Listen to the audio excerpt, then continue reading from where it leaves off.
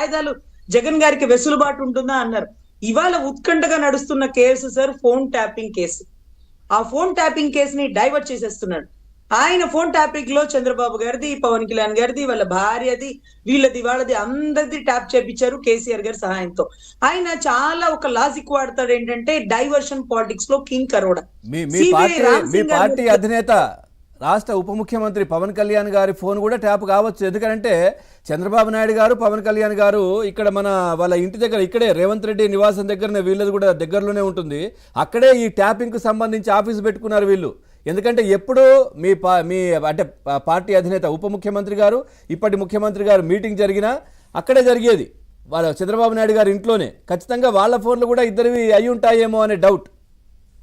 Sir ఇక్కడ Telegram act 1888 లో వీటికి చెప్పిన విధానం ఏంటంటే సార్, మావోయిస్టులు, టెర్రరిస్టులు, నక్సలైట్లు రాష్ట్రంలో, దేశంలో ఎవరెవరితో కాంటాక్ట్ ఉన్నారు అని వాళ్ళని తెలుసుకోవడం కోసం ఫోన్ ట్యాపింగ్ పర్మిషన్ ఉంది సార్.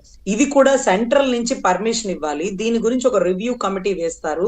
ఎవరిది ట్యాప్ చేస్తున్నారో కూడా వివరంగా చెప్పి, వాళ్ళ ఫోటోలు చెప్పి, వాళ్ళకి సన్నిహిత సంబంధాలు చూపించాలి. 300 మంది ఈ టాపిక్ ఏదైతే ఉందో దీన్ని డైవర్ట్ చేయడానికి ఈ కార్యక్రమం పెట్టుకున్నారా? పవన్ గారు 100% అది 300 మంది ఫోన్లు. ఇప్పుడు పవన్ కళ్యాణ్ గారు ఒక మావోయిస్ట్ అనుచరుడు, చంద్రబాబు గారు ఒక మావోయిస్ట్ అనుచరుడు, షర్మిలమ్మ మావోయిస్ట్ అనుచరులు, వీళ్ళ పేర్లు ఇలా రాసేసినారు సార్. ఇలా రాసేసి వీళ్ళ ఫోన్ లో ట్యాప్ చేసేసినారు. మీకు బాగా గుర్తుండే విషయం, ఈ మధ్య కాలంలో విడుదల రజనీ గారు నా ఫోన్ పోయింది అన్నంత తేలిగ్గా నా ఫోన్ ట్యాప్ అయిపోయింది, నా ఫోన్ ని ట్యాప్ చేశారంటుంది. ఏంటమ్మా బాబు, అప్పుడు నువ్వెవరో తెలుసా? నువ్వు ఒక మినిస్టర్వి, నువ్వు ఒక మెడికల్ కి సంబంధించి హెల్త్ మినిస్టర్వి. నీ ఫోన్ ట్యాప్ చేశారు నీ గవర్నమెంట్ లో, నీ ముఖ్యమంత్రి, మీ అన్న జగన్ అన్న ముఖ్యమంత్రిగా ఉన్నప్పుడు. అంటే అసలు ఆవిడ ఏ యాక్సెస్ తో ఆ వర్డ్ అనింది? అప్పుడు జగన్మోహన్ రెడ్డి దగ్గర ఉన్నటువంటి మంత్రులు ఎవరైతే ఉన్నారో వాళ్ళ ఫోన్లు కూడా ట్యాప్ అయ్యాయి కదా. అంటే వాళ్ళకి సంబంధించిన ఇన్ఫర్మేషన్ కూడా విన్నారేమో, ఎవరితోని మాట్లాడుతున్నారు వీళ్ళు. గతంలో మనం చూసాం కదా, కోటంరెడ్డి శ్రీధర్ రెడ్డి కావచ్చు, రఘురామకృష్ణరాజు గారు కావచ్చు, వీళ్ళందరూ చెప్పారు మా ఫోన్లు ట్యాప్ అవుతున్నాయని.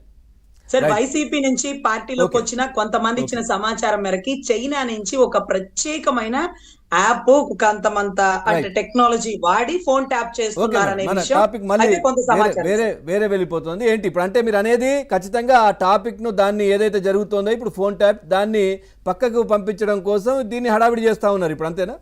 100% అండి. ఆయన సత్తెనపల్లిలో కస్టడీలోకి కూడా తీసుకోవచ్చు. ఎందుకంటే ఏటుకూరులో జరిగిన ఘటన ఇక్కడ జరిగింది కాబట్టి, అతను ఎక్కడుంటే అక్కడ అరెస్ట్ చేసి ఏటుకూరు నల్లబాడు పరిధికి వస్తుంది కాబట్టి, లేకపోతే ఇంకొక పరిధి అయితే ఆ స్టేషన్ లో అతన్ని ఇమీడియట్ గా అతన్ని అటెండ్ చేయించవచ్చు. కానీ లా అండ్ ఆర్డర్ ఎంత పెద్ద ఇష్యూ అవుతుందో చూడాలి.